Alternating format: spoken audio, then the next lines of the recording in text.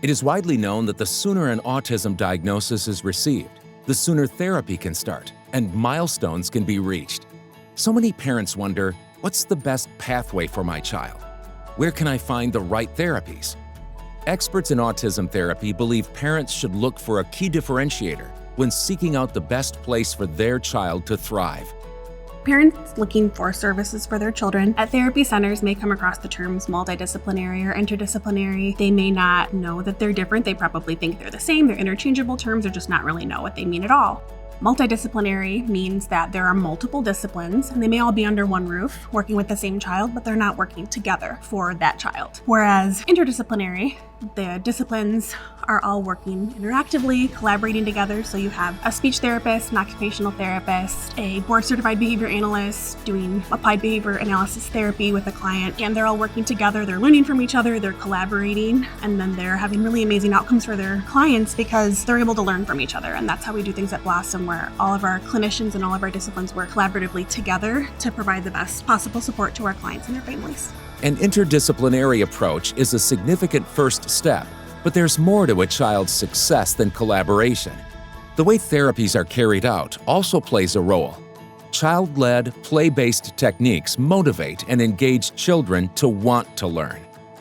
Play-based therapy really just means that we're using play activities to target all of the goals that we're working on, and we're using motivating activities and activities that bring the child joy. Child-led means that we are really looking at what the child is interested in. We're paying attention to their individual sensory preferences, their regulation level, their learning style, the way that they learn and respond to language best. It really doesn't matter so much about the activity. We want the child to be engaged and motivated, so their choice of activity is great. It's the therapist's job to make that activity therapeutic.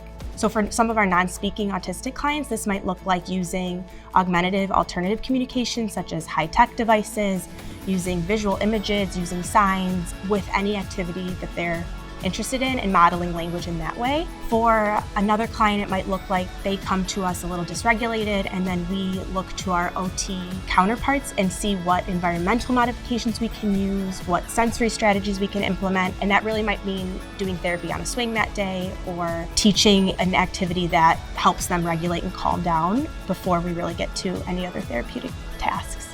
By truly working together and creating an empowering environment, autism therapy experts can make a profound difference in the lives of countless children.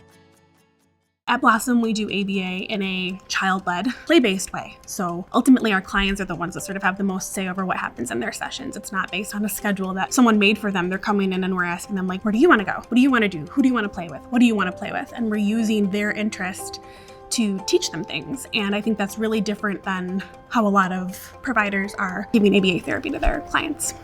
Because school is the end goal. Rather than working in individual treatment rooms, they're working in what looks like a classroom. There's lots of toys, other activities for them to play with. They always have opportunities for peer play because they're in a classroom with other kids that are at similar ages to them. It helps with generalizing the skills. We want the skills that we work on here to generalize into all the other environments, so they're not going from a private room where it's just them and one other person to a classroom. It makes a huge, huge difference in their success in school. We also provide caregiver counseling, sibling counseling, as well as support groups for both caregivers and siblings, because a big part of our clients' success is their families being the best equipped they can be to help support their children or their siblings. So providing these additional services that help the parents and help the siblings really help our clients make the most progress too, because their learning doesn't end when they leave here. They're learning at home too, and their entire families are supported and ready to help them through that.